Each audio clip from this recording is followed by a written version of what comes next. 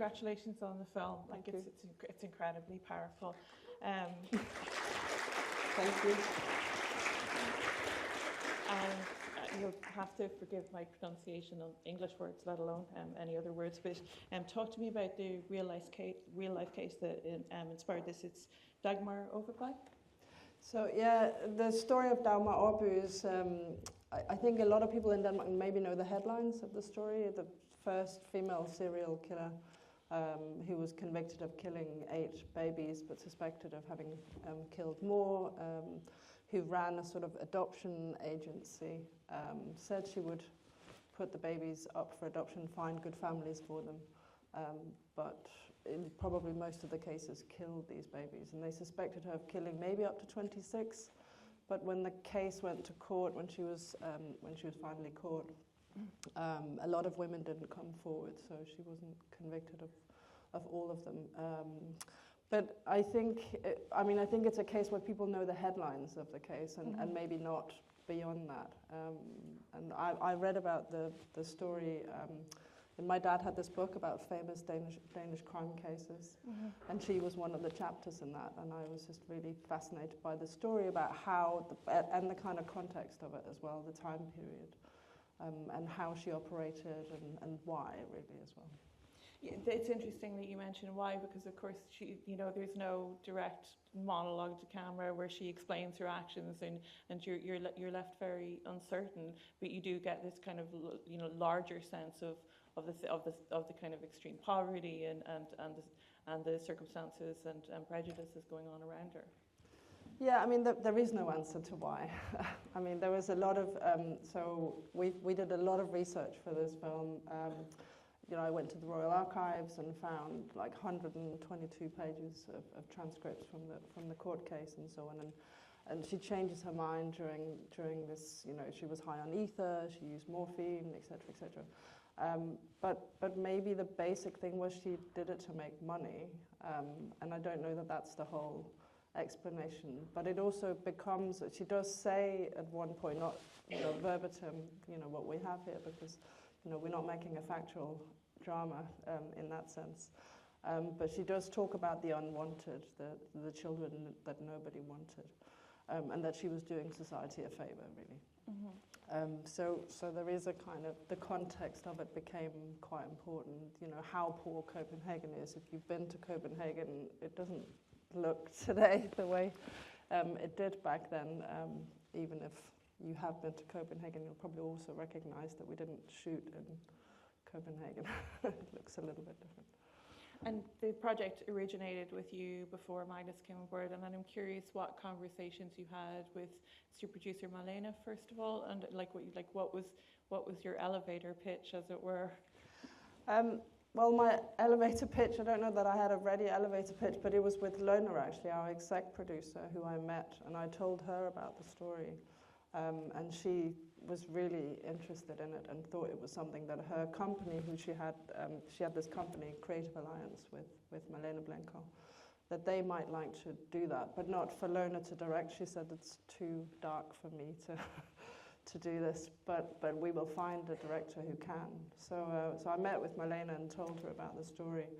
And then we talked about a couple of different directors, including Magnus, who she'd been trying to find a project for, and who'd said to her that he was interested in doing something that was more like horror.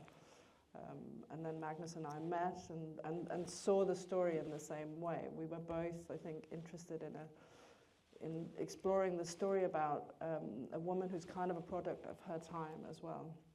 And a little bit about, sort of the notion of there, but for the grace of God go I, that, not to do a story about Dagmar, the monster, the serial killer, because we know that story, but a woman that we can, not to, condone what she did, but to understand it, maybe, and that was what we wanted to dive into. And we sort of knew that we had to come in a different way, i.e. through somebody like Carolina. That we couldn't go through the whole story with her in that sense. And I know when Trine Derholm first read the script, she was, with Magnus, she was going, well, it's not quite ready yet, and because it was a long development process, and it took a while to find this story. So talk me through that process and the kind of different iterations before you got to where you got to. Yeah, so we developed it. It's been 6 years maybe from when we first properly started to here. There was a lot of research, and the more we kind of uncovered also about World War I, you start to realize that wasn't talked about so much when we first started and looked into the sort of time period when she was. You realize, Denmark was neutral during World War I, but you're never really neutral. There's a price to being neutral.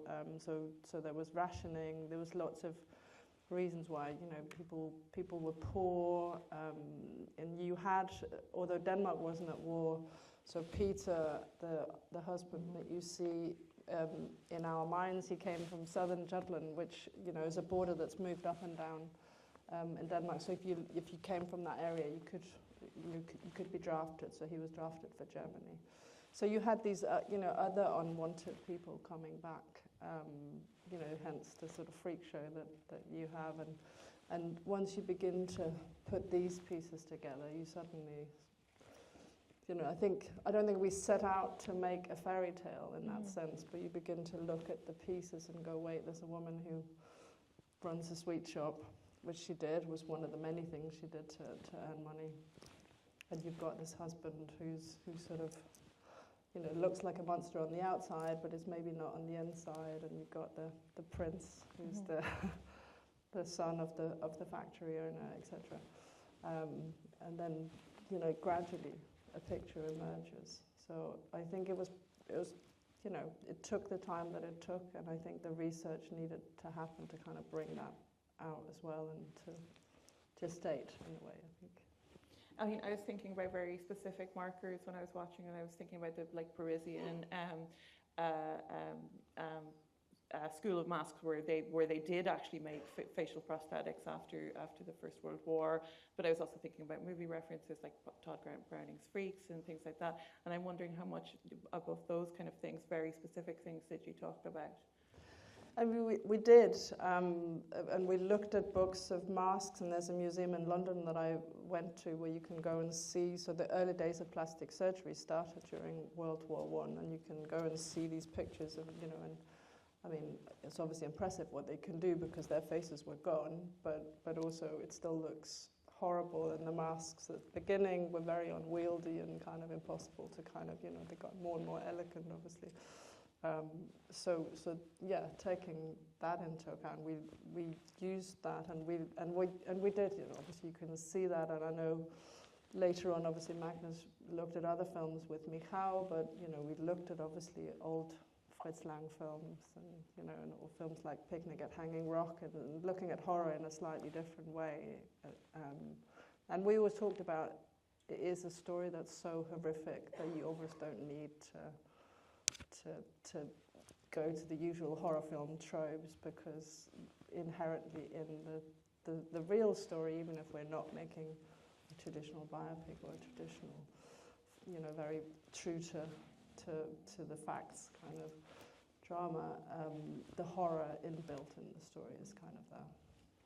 And I mean, it's a very, despite its subject matter, it's a very beautiful film, and it's beautifully shot, and your production designer has already won a European Film Award for the ceremony coming up at the weekend.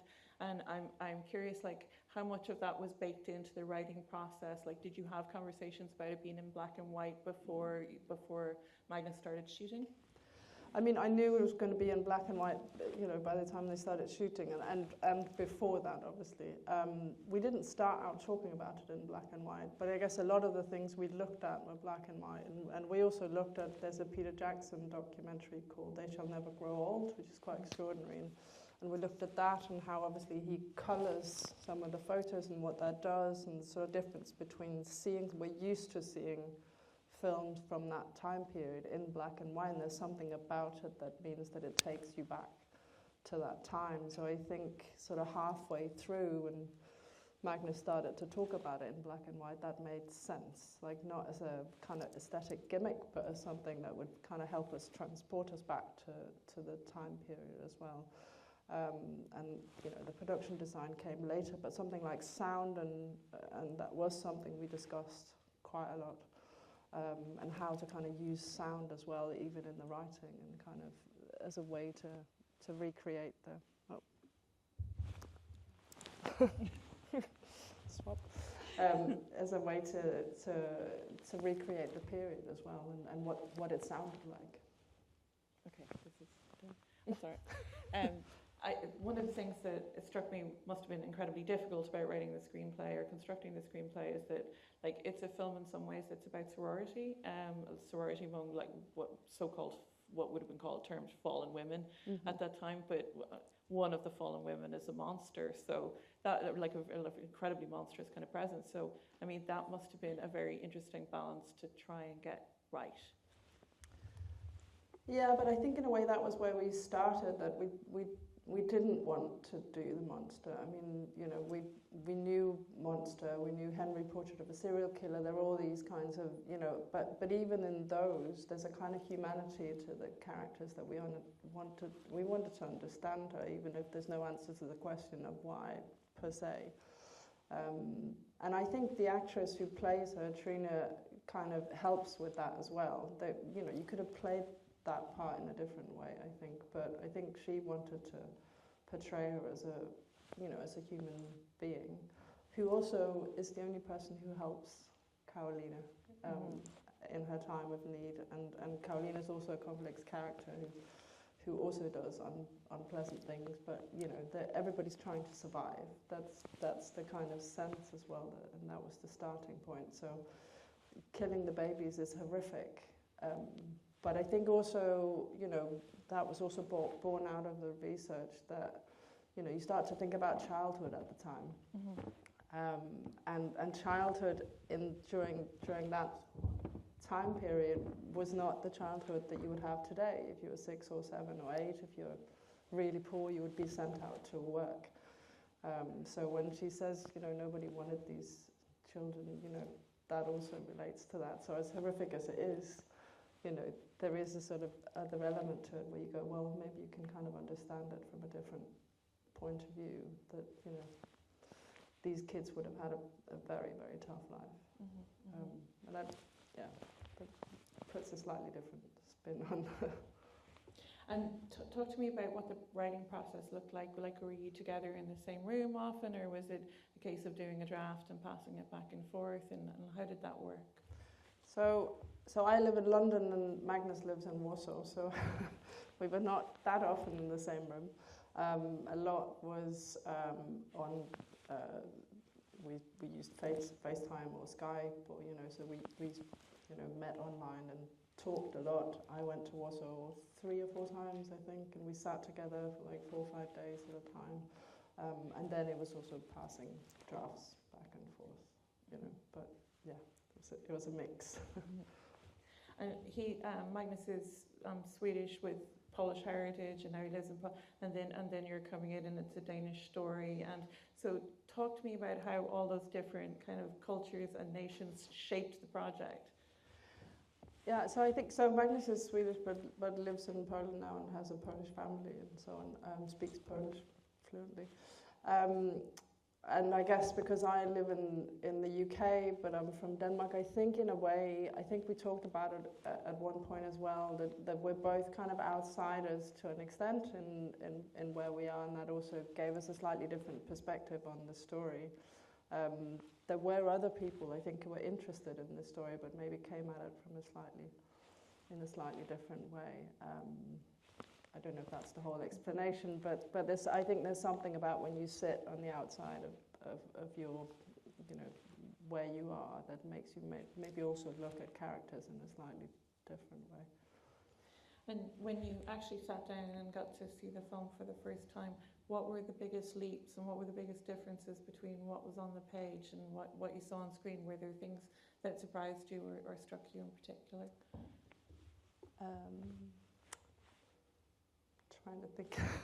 I think the score, even though I knew, like, but I think some of all the other elements in a way I knew about more, and I was on set for some of it, so I had seen, I knew sort of what it was looking like. But I think seeing it put together, and particularly, I think the score is, it's quite a particular score because she does this sort of, it's noise, some of it, and in a way I feel like it brings it up to the 21st century as well, while still kind of, you know, the whole way the film looks, you know, pulls us back as well.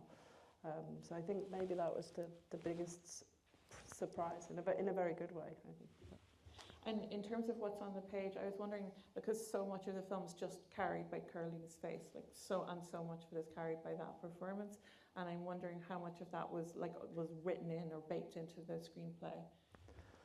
No, that's very much also the performance by Vic Carmen-Sonne, who I think has this very particular quality where she can look like really beautiful, but also quite animalistic. In a way, and she has that kind of duality that I think is necessary for the part. And she feels like, I remember Magnus saying she's got like a face that it feels like it belongs to that time period somehow.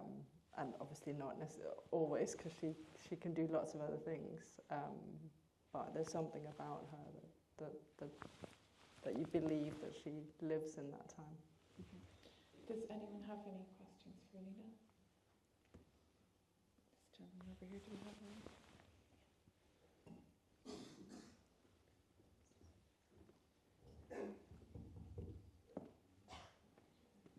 I'm just wondering, a non-writing related question, I'm just wondering how difficult there was a long process casting the two lead actors, particularly the lead Carmen. Vic came on board, once they started casting, she came on really quickly. And Trina took a little bit longer, although Magnus was talking to her. So actresses of that age and caliber in Denmark, there were only really a handful. So I think she was always kind of top of the list. Yeah, and all the other parts kind of came after that. They had, you know, those were the two that had to be cast first.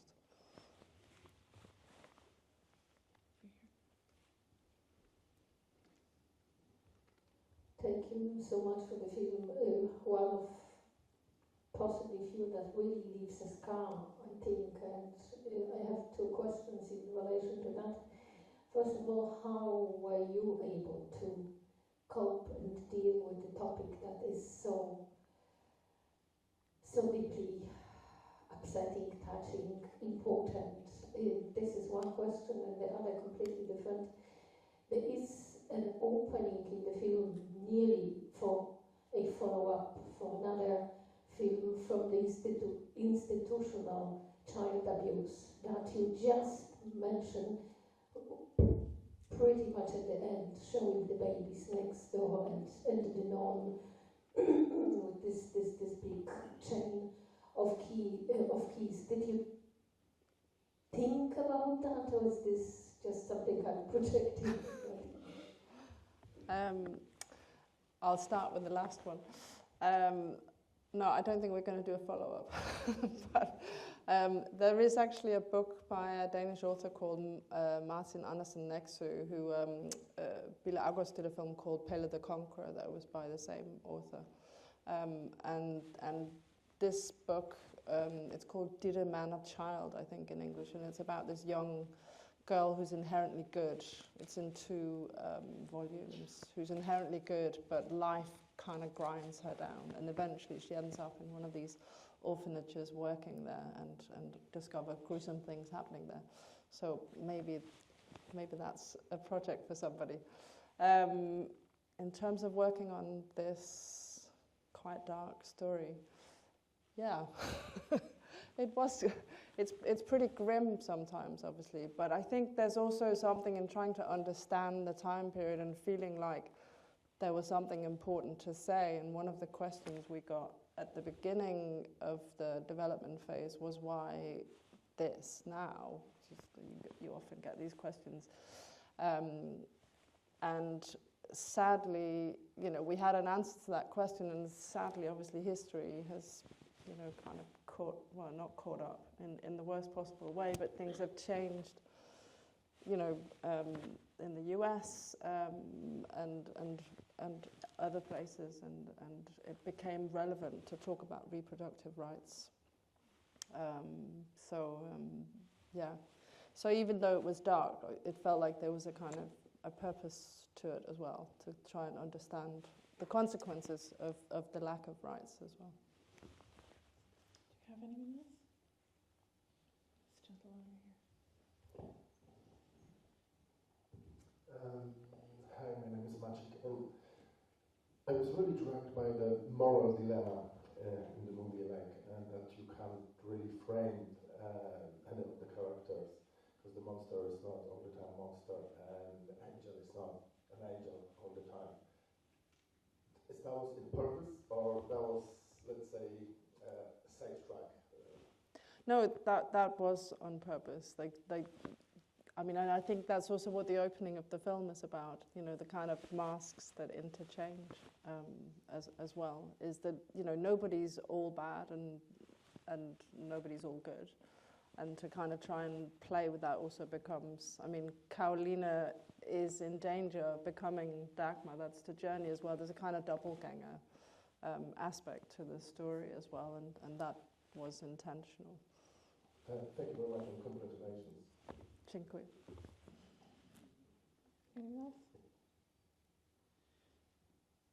I did wonder about, like, in a Danish context, like, you know, it's kind of, there's a lot to live up to, because there's Land of Mine and there's Flea, and there's been a really good run of things, you know, and in a Polish context as well. So it must feel like, you know, all your stars are aligning in certain ways with this film. We hope so. That's a long journey still. Yeah, we'll see.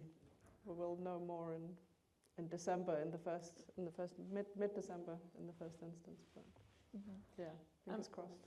But it has, like, I mean, it has had an extraordinary run even so far. It's like official competition at Cannes, which is obviously a huge deal, and you're up for multiple, like, European Film Awards this weekend. So it must be quite exciting. Yeah, it is. It is exciting.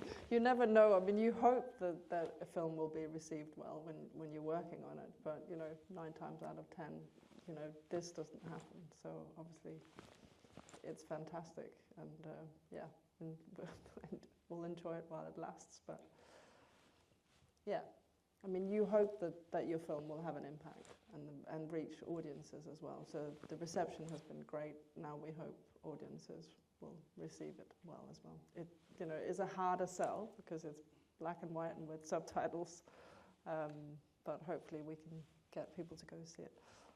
Share it with your friends. Well, thank you very much, Lena. Thank you, everyone, for coming out. Thank you.